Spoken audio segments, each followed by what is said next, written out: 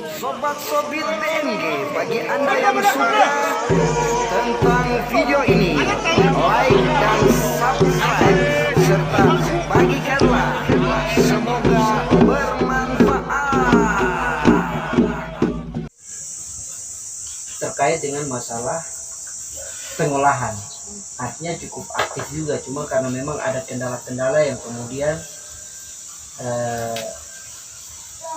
terjadi kan seperti begitu, sehingga kadang produktif, kadang tidak, terus produktif tapi pemasarannya kemana gitu ya. Sehingga ini kebetulan ini teman dulu Pak Pendeta ini, kita di SMA Negeri 2 sama-sama. Saya ketua OSIS, beliau ketua ambalan, ketua pramuka. Sehingga pertemanan kita bangun terus sampai hari ini, dan kami masing-masing sudah punya fokus perhatian, beliau sebagai pendeta, saya sebagai birokrat ya. Dan kemudian kita bersama lagi dalam perjalanan pengabdian masyarakat seperti itu. Nah, kebetulan beliau ini nama lengkapnya Johan Andres Seralawan. Pak Johan Andres Seralawan, beliau anak Okaba juga ya. Kalau dari Okaba, kalau kita orang tua dulu Tete Seralawan ya di sana guru ya dulu ya. Tete di bisnis. Oh, Tete di bisnis. Terus beliau bergumul di pelayanan gereja sebagai pendeta dan juga dosen di Fakfak tugasnya. Gitu. Cuma karena memang anak Merauke ya, sekali-sekali beliau pulang di sini ya. Istrinya juga pendeta gitu ya. Nah, terus yang paling sinergi dengan posisi kita hari ini, beliau ini salah satu asisten staf ahli presiden. Mungkin ibu-ibu kalau nonton TV atau lihat Facebook apa segala macam, itu ada Billy Mambrasa, staf ahli presiden. Itu tangan kanan presiden untuk anak muda yang kemudian melihat situasi Papua itu apa-apa yang perlu kita gerak di sana. Nah, Pak Andres ini merupakan asistennya Pak Billy yang kemudian memberikan masukan-masukan ke sana. Dan juga selain itu beliau punya jejaring terkait dengan UMKM. Tahu UMKM ibu-ibu? Pokoknya usaha menengah kecil, Ya. intinya di situ. Sehingga beliau ini ada memang mendamping beberapa usaha-usaha yang memang berjalan. Beberapa nanti sebentar beliau akan sampaikan seperti itu. Nah, untuk itu kami kasih kesempatan untuk koordinator pengolahan Ibu Yati ya. Ibu Yati ini adalah pendeta masih asisten ya. Jadi mungkin bisa menyampaikan terkait dengan gambaran untuk menggambarkan kepada Pak Andres seperti begitu. Iya, silakan. Baik, Tuhan, terima kasih untuk waktu yang diberikan kepada saya. Jadi begini, kami di Gudang Aran ini ada berapa kelompok pengolahan, kelompok penangkapan, ada juga kelompok Pak Amir, kelompok apa? Jaring bekas, terus Bakal. kelompok apa lagi ya? Bakal. Iya, mangrove. Jadi hasil dari kita punya potong-potong harga itu yang kita bikin jadi modal. Berjalan selama dari 2014 berakhirnya 2017 pertengahan. Karena memang kita juga kendala dengan modal. Jadi itu sudah dia maju mundur, tapi ya puji Tuhan karena ada beberapa yang memang mereka kalau mau bilang dari mungkin dari manajemennya, mungkin kendalanya itu dari manajemen. Saya rasa memang itu dari manajemennya saja. Jadi itu yang bikin sampai ada. Dan kita juga pasar, karena pasar kita mengolah tapi kita tidak punya pasar. Kita artinya masyarakat di sini kita kan mau supaya apa yang kita belajar kemarin itu untuk mensejahterakan kita keluarga itu seperti apa. Artinya Bapak sudah datang di sini, mungkin Bapak bisa bantu kita modal kah, apakah mungkin kedepannya kita bisa berjalan lebih baik daripada yang kemarin-kemarin. Jadi mungkin itu sementara dulu dari saya, Bapak, waktu saya kembalikan. Iya, terima kasih. Jadi itu gambaran Pak Andre. Jadi terkait dengan masalah apa namanya? Jadi Pak Andre ini bukan pemodal, tapi beliau itu yang jejaring. Yang kemudian nanti akan beliau jelaskan sebentar dari gambaran yang sudah disampaikan ini, kira-kira nanti seperti apa. Tapi mungkin kita akan berjalan dengan pengolahan dulu. Tapi tidak tahu nanti sebentar berkembang dari beliau. Iya, tak? Seperti itu. Mungkin Pak Andre persilakan untuk presentasinya. Baik, Bapak Ibu, selamat sore. Selamat sore, jadi siang menjelang sore. Iya. Iya. Tadi mungkin sudah Pak Muhar sudah kasih tahu.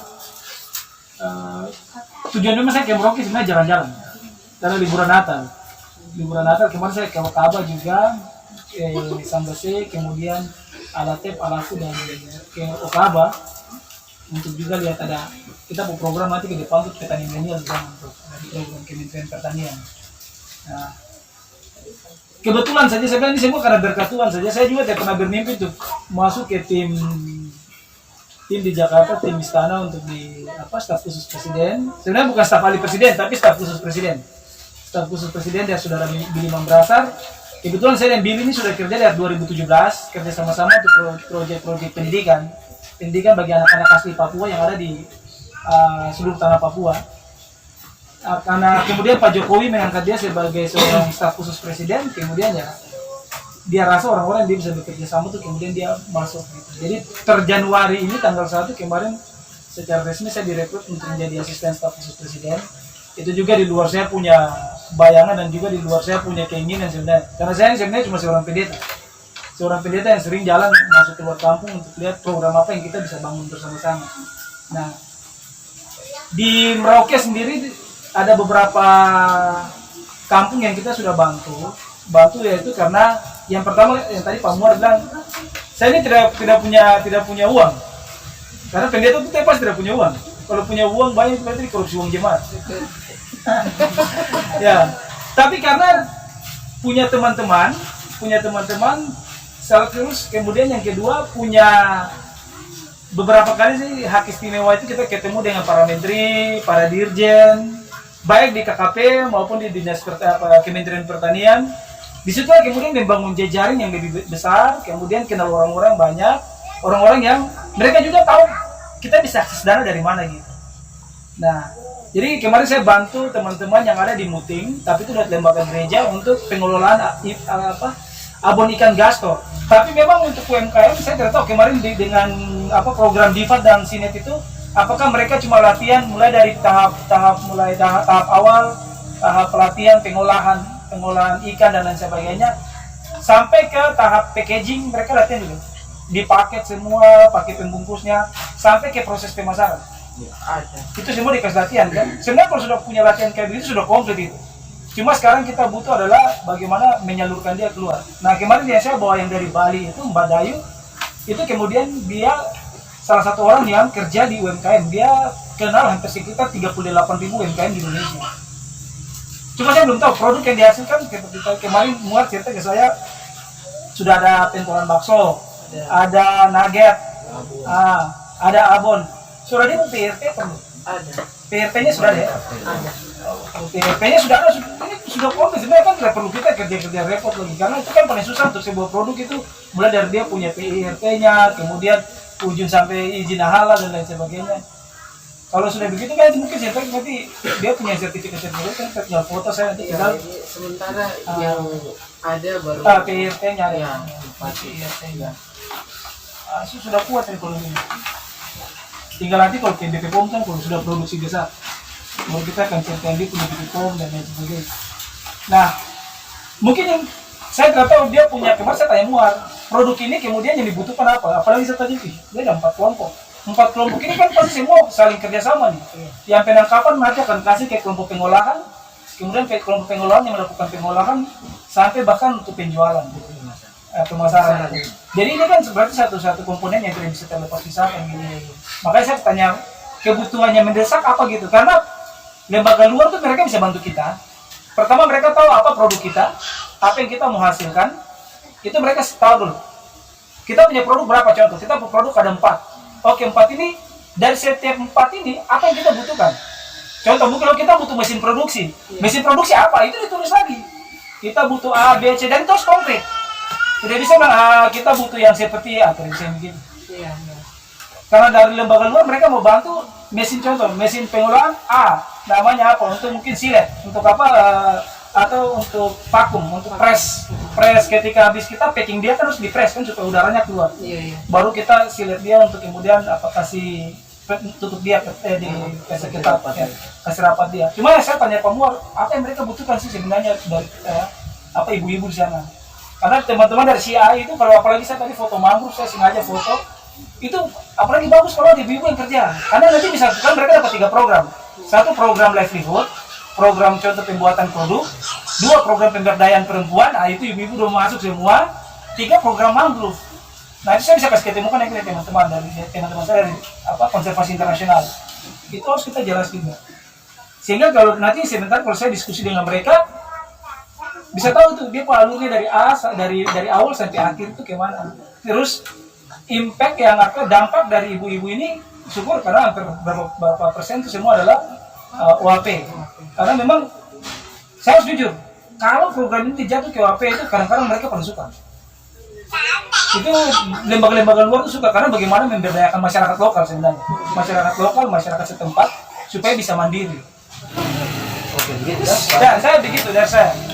Oke, baik. Jadi itu presentasi dari Pak Andre ya, terkait dengan masalah apa yang menjadi beliau punya domain ya. Kita kan sudah buat kelompok, dan kelompok ini memang jalan sih. Tapi karena kita kendala dengan dana, sehingga sebentar jalan, sebentar jalan 3. Kalau kita bagus-bagus betul, berarti mereka bisa dampingi sampai selama 2 tahun untuk pendanaan. Itu pun mereka lihat dari kita punya kerja. Intinya ibu-ibu di sini, ibu-ibu dengar. Ya, intinya bahwa kita hidup sejahtera itu saja. Dengan apa yang kita buat ini, paling tidak kita pegang 100-200 ribu di tangan. Setiap kali hitung keuntungan. Begitu. Nanti kita bahas lagi terkait dengan kalau sudah berjalan bagaimana manajemen keuangannya bendara ya. Seperti itu. Sehingga betul-betul saya tidak mau ini hanya dirasakan 1 orang saja atau 2 orang saja, tetapi memang kelompok yang berjalan. Seperti itu. Karena kita sudah coba ibu-ibu, terus terang saya dan kakak 2 ini kita sudah coba dulu bakso ikan. Itu orang datang rame bisa tanya orang. Nanti ketika ini dia berjalan-berjalan sudah punya kemampuan sendiri kan, mungkin sudah bisa buka rumah bakso di mana. Iya toh, kita tidak tahu, kita punya jalan rezeki kalau memang begitu. Ini kita tidak mau apa-apa, tidak, ini karena memang komitmen bagaimana untuk mau dengan 10 orang saya terpikir untuk mau banyak-banyak, tidak. Jadi ibu-ibu ini sebelum ketemu beliau saya bicara secara konkret sama beliau hadir. Saya berpikir nanti kita mau kredit untuk menjalankan ini usaha ini. Tapi saya sudah berpikir seperti begitu. Ya toh. Cuma ya Tuhan punya sayang, Tuhan punya jalan, toh. Akhirnya ketemu beliau tadi malam, sudah toh. Oke, mungkin begitu sudah. Kurang dan lebih kita mohon maaf ya. Selamat sore dan salam perjuangan usaha mandiri. Terima kasih untuk bapak-bapak yang sudah datang.